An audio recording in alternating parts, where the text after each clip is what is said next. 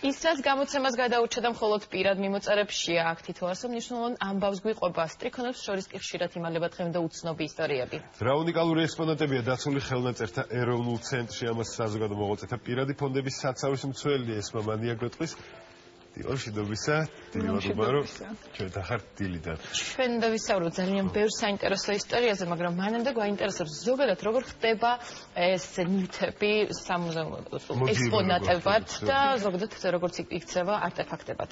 ძალიან დიდი მადლობა ეთერში მოწვევისთვის, დიდი მადლობა იმისთვის, რომ რუსთავი 2 გამორჩეულ ყურადღებას უთმობს კულტურულ მემკვიდრეობას.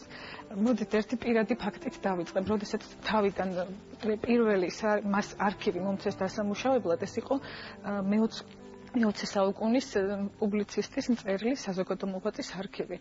შემხვდა ერთი ფუთა, რომელიც იყო შეკრული თოკით და ზედაწერა, ვინც ეს ფუთა გახსნას წეული მციყოს. მაშინ მივხვდი, რომ ეს საქმიანობა რაღაცნაირად აღემატებოდა ერთგვარ ინსტიტუციურ საქმიანობას და რაღაც საკრალურ სივრცეში გადავდიოდით. როცა გაძლევენ ინსტრუქციას და გეუბნებიან იმოქმედი ამ ინსტრუქციის მიხედვით, ძალიან მარტივია ამის კეთება, მაგრამ რაღაც სხვა მეტაფიზიკურ სივრცეში გადავედით. ეს წყევლა ავტომატურად ვრცელდება ყველაზე, ვინც მას მიახლება, რასაკვირველია. მით უფრო თუ გჯერა ამის რა თქმა უნდა და ეს რაც უნდა გჯეროდეს. დაიზაფრებილა. როგორც არ უნდა გჯეროდეს, მაშინ მივხვდი, რომ რაც არ უნდა ზღვრულად ზუსტი ინსტრუქცია მომაწოდონ, ეს არ არის აღემატება რაღაცებს. ეს იყო მისი დის ამ ადამიანის დის პირადი წერილების ამამულო ომიდან გამოგზავნილი და მაშინ მივხვდი, რომ ეს არის რაღაცა სხვა სივრცე, სხვა განსაკუთრებული სივრცე. თუ იმ პირობას თუ რასაკვირველია გავხსენ, იმიტომ რომ მაგის არა თუ გახსნა, არამედ ხარია რომ დღეს ჩვენ გასცემთ ეს შემდეგ ძალიან ბევრ რამეზე გავცელდა, როგორც ნებისმიერი ადამიანი არის ცალკე აღებული სამყარო, ცალკე აღებული სასწაული, ბუნებრივია მისი არქივიც რაღაც ამ სასწაულის ნაწილია და არც ერთი არქივი ერთმანეთს არ აკავს. ყველა არქივი განსხვავებულია, უნიკალურია, პერსონიფიცირებულია, როგორც განსხვავებულია ყველა ცხოვრება. ყველა მასალა, ამ მასალის კონფიგურაცია, შინაგანი წყობა არქივებისა დამოკიდებულია ამ მოღვაწის ცხოვრების წესზე, განწყობებზე, ფიზიოლოგიურ მდგომარეობებზე და სწორედ ამიტომ ქმნის ეს ასე საინტერესო და ფართო კონფიგურაციას. რადგან პირადი მიმოწერები ყოველთვის ძალიან დიდ ინტერესს ისვევ. გარდა იმისა, რომ თქვენ გვახსენეთ, რომ ეთიკური თვალსაზრისით რამდენად მნიშვნელოვანია ეს, მაგრამ სამართლებრივად როგორ ხდება ამ რეგულირება? არსებობს სამართლებრივი რეგულაციის ჩარჩოები, მაგრამ ბუნებრივია, ვერც ერთი ნორმატიული აქტი ვერ გადაფარავს პერსონიფიკაციის ფარგლებს.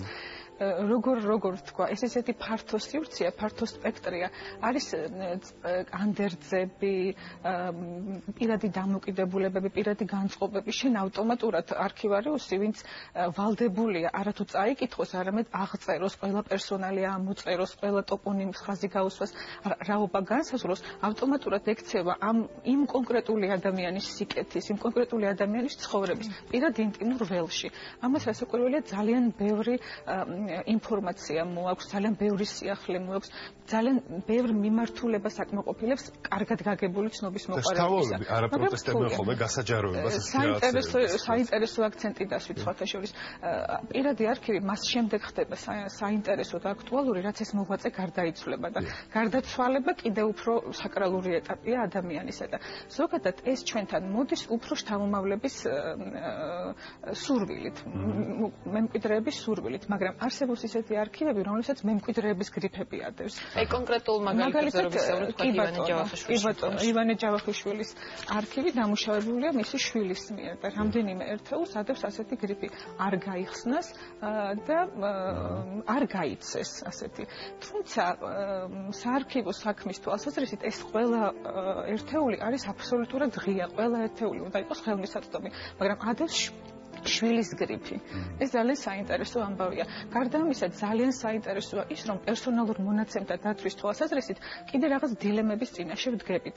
ამ მხრივ კანონმდებლობა იცნობს 3 კატეგორიის მასალას. ეს არის პირადი მონაცემი, რომელიც არის ბიოგრაფიული, ასაკის სქესი და ძალიან ცნობილი ისეთი აუცილებელი მონაცემები. მეორე არის განსაკუთრებული კატეგორიის მონაცემები, ნასამართლეობა, პოლიტიკური ორგანიზაციის წევრობა, რელიგიური ორგანიზაციის წევრობა, კი ბატონო, ფაქტების ფიქსირება. რასაკვირველია, მეკრთამეობა, მევახშეობა, ყველა ადამიანს აქვს რაღაცა დასამალი, რაღაცა ისეთი და ეს ყველაფერი არის შემთხვევები, რომ ამას ძალიან ეთიკური, მეტად ეთიკური მიდგომა სჭირდება. მით უმეტეს, რომ არქივარიუსი ის ადამიანია, ვინც კულტურულ მემკვიდრეობას არტეფაქტად აქცევს. ეს არ არის ერთჯერადი სამართლებრივი აქტი, რაღაცის დასადგენად გამოიყენო რაღაც მონაცემი და შემდეგ დაბლოკო და გაანადგურო.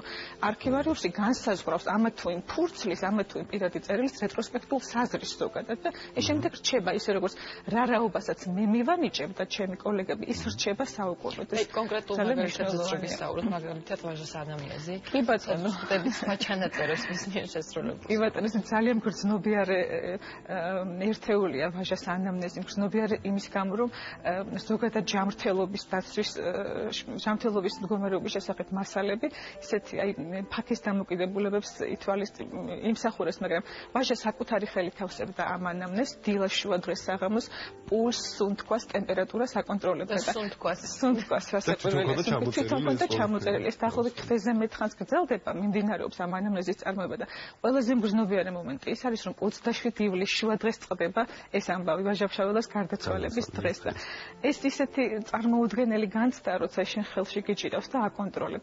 არ ვიცი, გარდა ამისა, ჩვენ ძალიან ვართ მოკლებული რაღაცის კონტექსტურ აღქმას. სწორედ ამიტომ მე-20 საუკუნის საზოგადო მოღვაწეები ძალიან ბევრი ბრალდების ქვეშ ექცევიან. არა მარტო მე-20, მე-19-ის. აი მაგალითად, რომ არა პირადი არქივი, ჩვენთვის გრიგოლ ორბელიანი არის ტიპიური კავკასიელი მოღვაწე. ჩანაწერების მიხედვით ეს სხვა ადამიანია. აი არქივის კონტექსტში ეს ის ადამიანია, ვინც თავის თანამოღვაწეებს თანამედროვეებს წერს, რომ ახლა შეიძლება ამ საკითხზე საუბარი. სახელმწიფოს ახლა ამის რესურსი აქვს, საიდუმლოდ წერს ამას. ამაზე გაამახვილეთ ყურადღება, ახლა ამის გამოსწორება შეიძლება და ესეთ ტიპური ჩინოვნიკია ეს ადამიანი, მოხელია კავკასიელი, ვისთვისაც თბილისი, ერევანი, ბაქო, თემირხანშურა ერთი და იგივე ქალაქებია, მაგრამ სინამდვილეში სხვავინოა ეს ადამიანი. ასე რომ ჩვენ ძალიან ვართ მოკლებული ამ კონტექსტურ აღქმას და როცა კონტექსტურად აღვიქვამთ არქივებით მასალას, სიმართლეც როგორ ვთქვა, თვალნათელი სიმართლის წინაშე ვდგებით. ჩვენ შეიძლება დავზრახოთ სასულიერო პირები, მაგალითად, სტალინთან შემწყნარებლური მიმოწერის გამო, მაგრამ თუ ამ მიმოწერას ანალიზს გავუკეთებთ, თუ ამ მიმოწერას მიმართვის ფორმულებს გავაანალიზებთ, თარიღებს გავაანალიზებთ, ძალიან მნიშვნელოვანი ინფორმაციებს პოულობთ, მაგრამ ძალიან მარტივია კონტექსტიდან ამოგლეჯილების. ილია ჭავჭავაძის საფულეს ეხებოდა საქმეს, ჩვენ ცხადია საფულით ვერ მიმჯერდა თუ რამდენი დიდი ფული იდო მასში, მაგრამ კონკრეტულად რა საიდუმლო ისტორიებს ინახავს აი კონკრეტული ეს ნივთები და რა ინახება სტრიქონებს და ნივთებს შორის? კი ბატონო, ეს არის 1884 წელს გამოშვებული პეტერბურგში, სხვათა შორის ძალიან ნატიფი ტყავისგან მომზადებული. თქვენ ხედავთ კადრზე თავისი ნაოჭები აქვს, გამოყენებისგან გაცვეთილია.